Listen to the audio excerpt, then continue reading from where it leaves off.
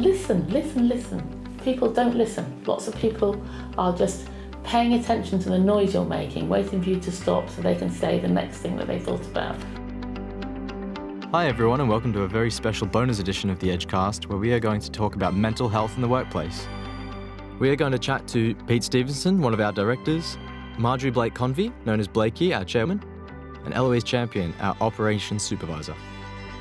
We're going to be asking them what makes a happy workplace, and they are going to be opening up about their own experiences with mental health. It is hard to ask for help, and sometimes you need someone to recognise that and really help you let go a little bit and help you acknowledge the extent to which you need help. First up, I sat down with Pete Stevenson, who is one of the directors at The Edge. Pete's work at The Edge is really on the front line. He pitches for films, engages with clients, and heads a lot of our work in the learning space. I started off by asking him what makes a happy workplace. I think it's about positive energy and trying to find time to talk to people, get to know people. Obviously, there are a lot of pressures of work which can get in the way of that. But actually remembering that when you're working on something, even if it is very pressured, it's meant to be fun. We're in a very privileged position to do what we do and make such amazing films for our clients. And actually remembering sometimes to have fun and to recognise that there are all sorts of different human beings and different people involved in getting to that end result. I mean, we work very hard here. We work really hard, and there's a lot of commitment to get something exceptional out of the projects. But at the same time, we say this should be fun for our clients, and we want to make sure that it's actually fun for our people. It can't be fun all the time. There are pressured moments and there are things where that happens, but it should be fun broadly, and we want people to enjoy what they're doing, because if you enjoy that, then you actually give better results and you get to a better place. Next, Pete shared his personal experiences with workplace stress and how he dealt with it.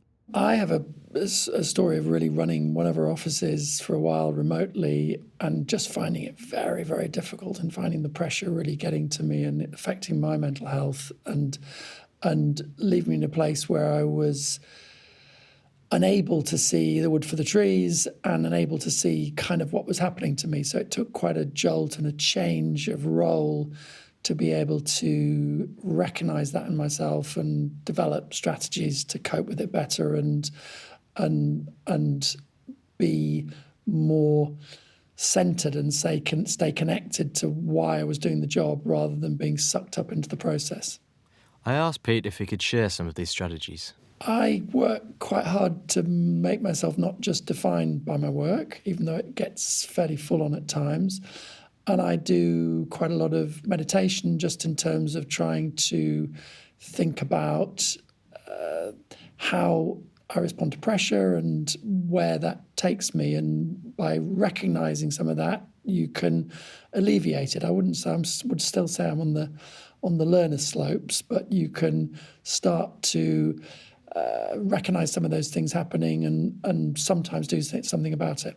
Pete went on to talk about the external help he received. There's a couple of times kind of around my divorce where I've had therapy and had sessions with therapists, which have been enormously helpful, and actually just being able to talk that through and have someone listen and think about how it connects to your past and the way it evidences itself is, I think, really, really useful. So, yes, various people have helped me at different times, some people at work, some friends, and some professionals. I think I'm quite stubborn, and I'm like lots of men, not very good at talking about this stuff. So I think it was very difficult, and it was quite late in the day when I was able to face up to the fact that I did need help. And so I think it was probably something that in a way some other people here had to point out to me. You know, this isn't working. How can we help you deal with it better? How can we help change the dynamic? And it did involve a change of role, and it made a big difference to me. And it unlocked a lot of my energy, which I hadn't realised was going into things that were less productive, I think. I found it really interesting that Pete's colleagues recognised that he was struggling. I wanted to hear more about his experience receiving help at The Edge. I think there's a real sort of family atmosphere here, and actually we absolutely do care about each other. And I know that there have been similar instances the other way around when I've been able to say to someone, I think if you're struggling with these kind of things, you might want to think about this, and there are certain things I can recommend that have helped me that may work for you. It is hard to ask for help, and sometimes you need someone to recognise that and really help you let go a little bit and help you acknowledge the extent to which you need help. And I think that's true in large organisations, and it's true in small ones as well. It's probably slightly easier to effectively deal with that or create that culture in small organisations, but it's crucial. There's a lot of stigma about talking about this stuff, and actually I think all sorts of companies here and many of our clients are trying to shift that culture so that it is a positive thing to be able to express vulnerability, to be able to ask for help, to recognise when you're not feeling great and when you might need some support. So I think it's a very interesting thing to have gone through from both sides here, but also it feeds into an awful lot of the work we're doing. We've produced some great work with Network Rail in particular in terms of how do you prepare managers for those conversations with people who may be going through personal crises, really serious issues, and how can you help them find the way to make those conversations easier and more helpful rather than just putting more pressure on people. We do a lot of work here at The Edge making films for our clients on the mental health and well-being of their teams. This is specifically Pete's remit. I wanted him to tell us about why the language we use is so important. I think language is very important, and I think trying to shift stigma through language and starting to give people license to open up, license to be more vulnerable, I think is phenomenally important. I mean, again, with the Network Rail example we're talking about, there was just this very simple message. And like all films, if you try to do too much, it doesn't work as well. If you try to land a really simple message powerfully, it can be a real game changer. And with us, with this project, it was asked twice. If you ask somebody if they're okay the first time, most of us are programmed, probably particularly men, but not just men, are programmed to say, yeah, I'm fine. And if you know somebody isn't fine, asking once isn't enough. So trying to give people that confidence to ask the follow-up question, kind of not be too aggressive about that, but just gently show someone you care and really ask them again, no, I'm serious. You don't seem quite yourself. Are you okay? And giving people time and space to open up and talk about what's troubling them. And even just that process, I think, is incredibly powerful for that relationship, whether it's manager-employee or peer-to-peer, and it makes a big difference to the person who's struggling. So I think that's a very good example of a single message that film can land in a extraordinarily powerful way that actually starts to change the culture within an organisation. I wanted Pete to elaborate on how film can be used as a tool to change the way we manage our own mental health, but also how we at The Edge can use film to change how our clients and society talks about the subject as a whole.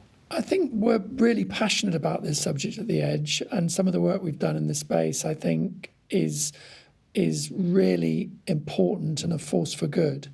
So we're very proud of that work, and we feel by doing it that we're always learning. We're learning different ways to talk about the subject, different ways to introduce the subject, surprise people with it, get them to question themselves and their own assumptions. So I think it's a journey, and it's something you always carry on learning. But I think we have a lot of transferable skills and transferable language that we've gained from some of these projects that I think will help us shift the dial and change the culture within other clients as well. So I think it's a great subject area to wrestle with and really try and come up with something that is transformative. And when you get it right, The real satisfaction is like a lot of our work in something like safety. You know you're doing something that really positively impacts people's lives. So, yeah, it's something we're very passionate about. The challenges of managing mental health when you're the person suffering from it are enormous. It is like climbing Everest some days when you wake up in the morning. Next, I sat down to have an informal chat with Blakey, our chairman. She's the one that holds everything and everyone at the Edge together. So, what do you think makes a happy workplace? Being properly looked after and cared for, and having your voice listened to, and knowing your voice will be listened to. And how you implement that in a workplace? Well, at the same time as caring for people, you have to treat them with respect. The best way you see whether people are happy in their work is to walk past them as they're in the process of their work, with unwittingly sort of being who they are, and that way you pick up really, really easily. You know, people who are happy in their work are hard to miss. And it's not necessarily the work that's making them unhappy. You know, probably a large number of historical problems we've had within the Edge about people who have suffered with mental health issues is that they have not had anything to do with the Edge, but because the Edge is a place of safety for them and somewhere they come to and people do talk to them, that's where it comes out. So you just have to make quite sure that you're monitoring, you're looking, you're caring about how people are being impacted on by what you're asking them to do, how you're asking them to do it, where you're asking them to do it. So it's very much a leadership role, I think. You know, and to take the taboo out of mental health, it has to continue to be something that's embraced from the top, and people have feel very safe in being able to say whatever it is they need to say and how they need to say it.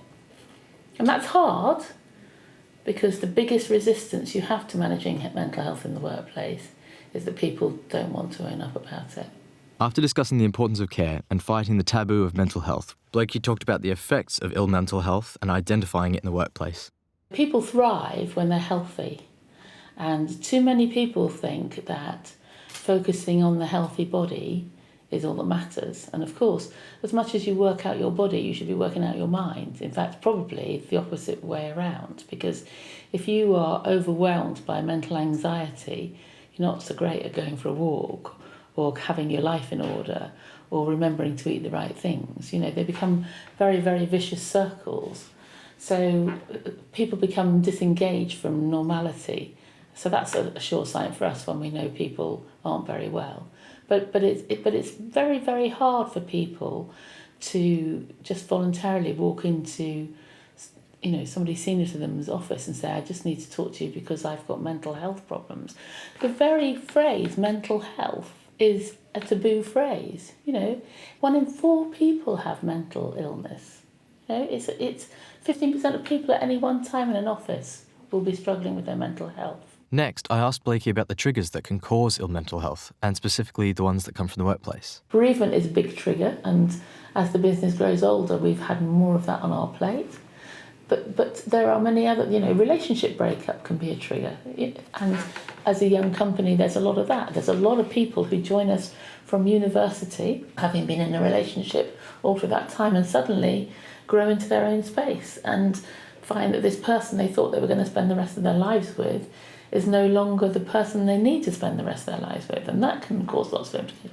Then, of course, there's also the stuff that occurs because of work. So the main ones being too much responsibility, increased workload. Well, in a film company, that can fluctuate so rapidly that, you know, the HR team is already on red alert because of, you know, the fact that people can get absolutely buried in a project because clients aren't necessarily as supportive as they might be in how they adopt a production timetable. Then there's the financial stuff. You know, people want to be in London because it matters to them to be in London within a profession like this. But at the same time, my goodness me, it costs to be in London. So there's that whole kind of remit. Financial anxiety is really a difficult one. So we try and help people with support and all that sort of stuff whenever they flag that up. And then last of all, which I really, really strongly believe is not an issue here because we regularly check it out, is bullying. But that happens in lots and lots of other environments. I wanted to ask Blakey if an employee was intimidated or embarrassed about admitting that they are struggling with their mental health issues, how they would go about approaching senior management. Well, we've actually had that situation here. And what we do is we find a mentor, we find somebody that they do feel safe to talk to, who provides a bridge between the person that needs to know about it in order to have the sort of management ability to get something done about it, to put the structures and the support in place, that's got the sign-off, if you like, to make it happen.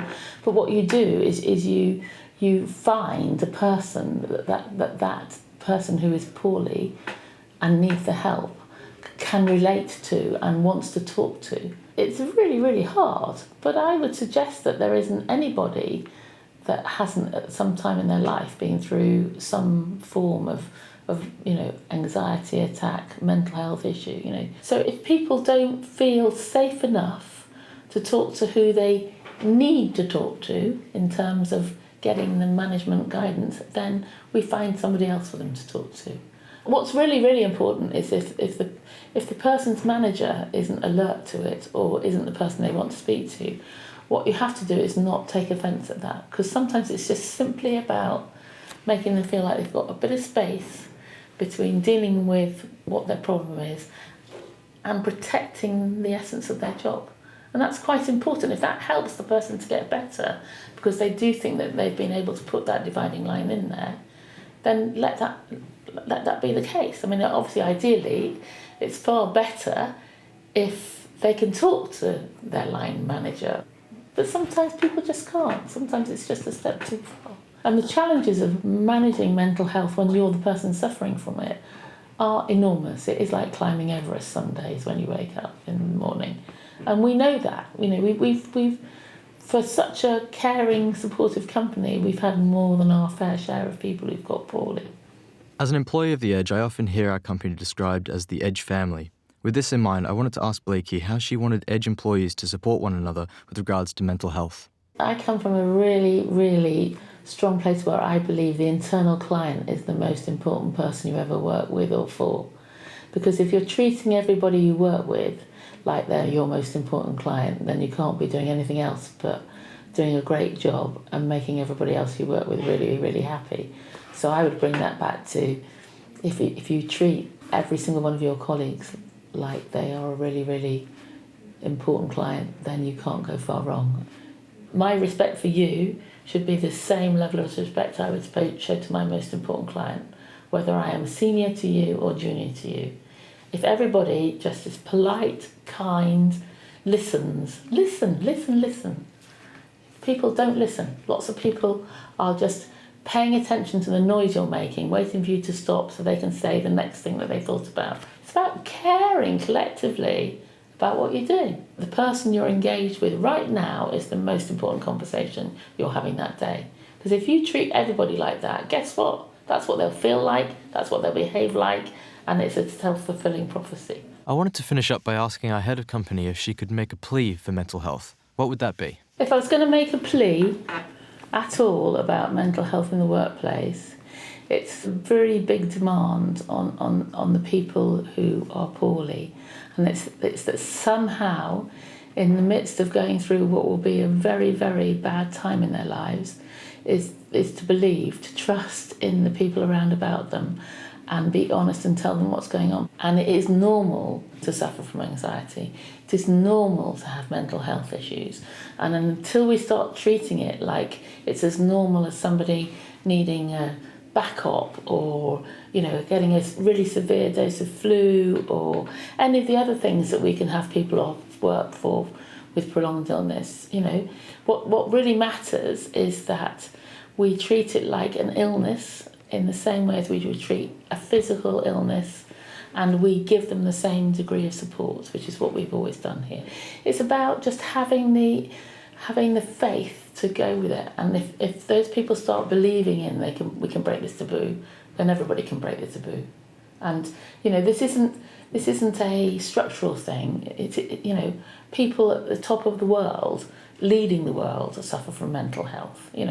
Churchill, one of the great leaders of our time, Black Dog Days. Every single book you read about him talks about his depression, talks about how hard it was for him to keep mentally healthy.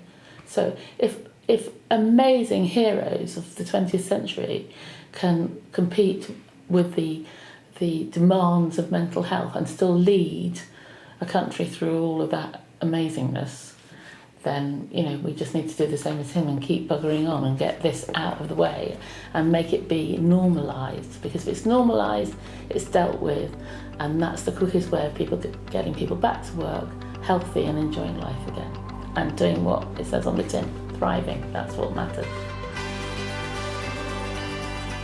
I think the beauty of being a smaller company is we do have that family feel, so we want to hear about your holidays and we want to hear about your fun weekend away, whereas if you're in a bigger corporate environment, you can just sometimes be a number. Finally, I sat down with Ellouise. She is our operations supervisor. Being in human resources, she really has her ears to the ground on this topic. I started off by asking her the golden question: what makes a happy workplace? I think a happy workplace is made up of a friendly environment, so generally just being welcoming.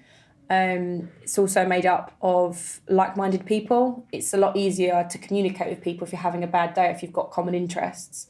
I think one of the most important things with mental health is talking, and that doesn't necessarily mean talking about your upsets or your fears. It's just talking and having a conversation to take your mind off what could else be happening. I asked Ellouise to tell us a little bit about her role and how she addresses the issue of mental health in the company. As the operations supervisor at the Edge Picture Company, I am in charge of looking after the team as a whole, and making sure that they are happy and developing. And as a workforce, you can really help someone with their mental health just by ensuring that they're well rested, so encouraging them to take holidays, making them feel that it's okay to take a day off. I think the beauty of being a smaller company is we do have that family feel, so we want to hear about your holidays and we want to hear about your fun weekend away, whereas if you're in a bigger corporate environment, you can just sometimes be a number, and if a number isn't in the office, a number isn't there to do the job, then who else is going to do it? Whereas with us, we're so excited that you've booked a long holiday with your partner and we really want to hear about it and we want to compliment your tan, and having that to come back to after being rested is a luxury, because there's a lot of businesses out there that don't have that, and part of my role is to embed that in our staff. So especially for the senior bodies, yeah, you may need so-and-so to help you with that job, but they're on holiday and they're tired because you've worked them to the bone on a shoot. So let them have their days in lieu and let them enjoy their break. And it's really hard as well when everyone's passionate about their job. People don't want to take days off. They don't want to miss out on anything. So I have to remind people that you get so many days holiday because the government decides you need to rest, and we have to really push that. And I think that comes from our junior staff all the way through to our senior members. And it's quite hard to track people down and make sure they're resting when they just want to be in the same four walls every day. I wanted to ask Ellouise, from an HR standpoint, when you've noticed someone is struggling with their mental health, what are the next steps in helping them? I think that asking someone if they're okay is such an open-ended question.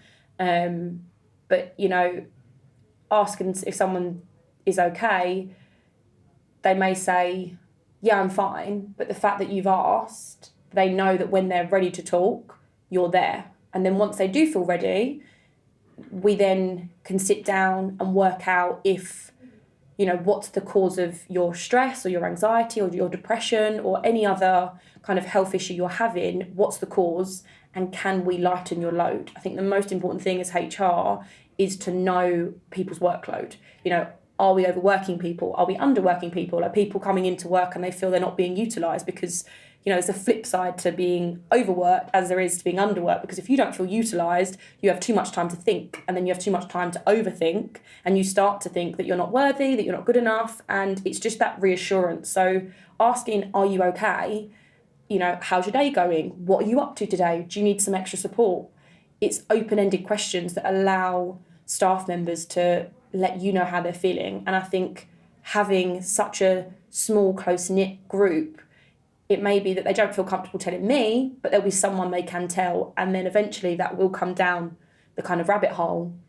And then I can step in and say, actually, you know, you've got more time on your hands. Why don't we get you on a project for someone else? Why don't we get you trying this? What are your interests? What would you like to be involved in? Can you help anyone else? So it's just really making sure that people are busy enough to not overthink, but not overwork, that they're then drained. The issue with managing people's workload is knowing what they can and can't handle. If someone is quite shy and more of an introvert, they may not necessarily ask for more work, and then they may have a lot more time on their hands, which can kind of take them to a place where they may feel that they're undervalued, or they may feel that, you know, they're not satisfied with the work they are doing, which in the long term, as a business, by us not fulfilling their potential, we could then up losing a really good staff member because we just didn't ask them if, you know, they want to try something new. And I think it's the same on the other side of that, is if people are constantly yes people and they'll just keep taking on work and taking on work, we could eventually burn them out, rather than kind of pausing and saying, right, let's have a look at your workload and together, let's manage this together. And I think that's a lot of what we do here, is it's a constant, do you need more support? Do you feel you've got enough time? Do you feel you're being overworked? Do you feel you're being underworked?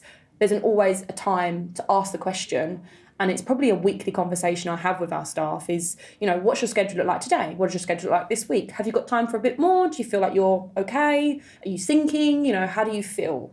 And it's a constant open-ended conversation, which I hope, if they was feeling overwhelmed, that could lead to another conversation, which we could support them in a different way. I really like the idea of mental health being an ongoing conversation, and I wanted to know how Ellouise would recommend staff support their fellow team members. I think we're really fortunate at the Edge that we have quite an organic way of working, and by that I mean that most of our staff members have been here from an early age and have kind of worked their way up. So what that means is that we know each other's behavioural traits quite well, and we're very sociable. So, you know, we're often in each other's environments that aren't necessarily these four walls. So it's important that we are aware of common symptoms with mental illness, that if their behaviour changes slightly, and that could be that they are running late a lot more, or they're staying late a lot more. It could be that they seem a lot more tired, their eating habits change, they don't care as much about their appearance as maybe they did before, or they start to care too much about their appearance. I think the main thing is that we know each other. We take the time to get to know each other, so that when them flags start to show, we're prepared. We know that, you know, that person doesn't normally stay that late. Normally they have to catch their train. Is there something going on at home? Do they not want to go home? They're coming in really early.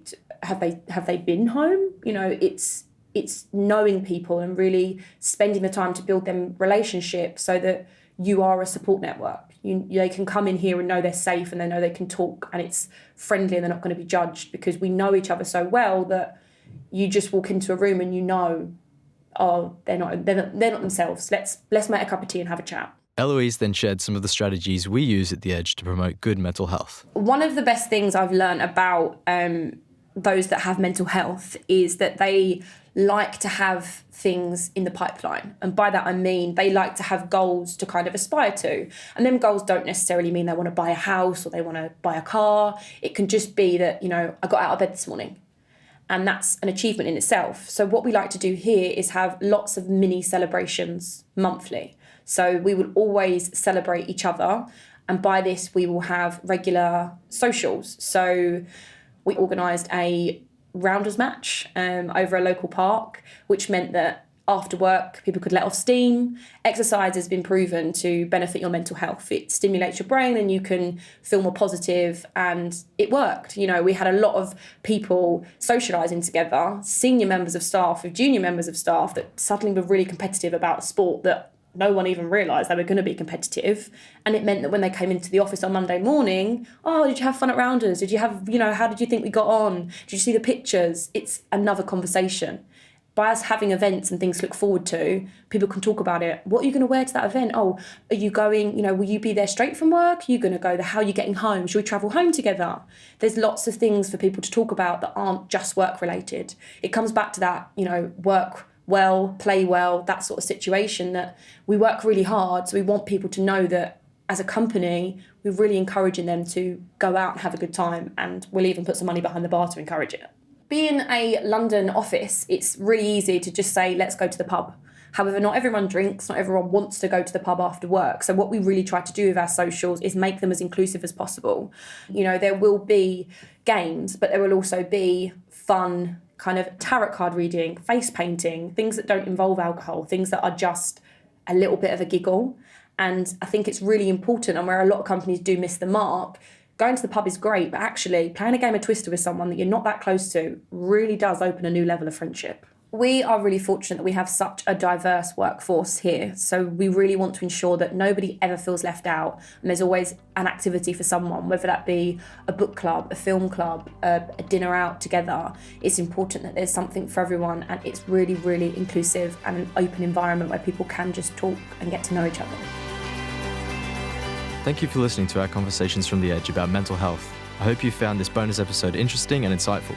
In this episode, we've heard real stories about facing mental health issues, we've talked about how we can help, and we've discussed approaching mental health issues as you would a physical health issue.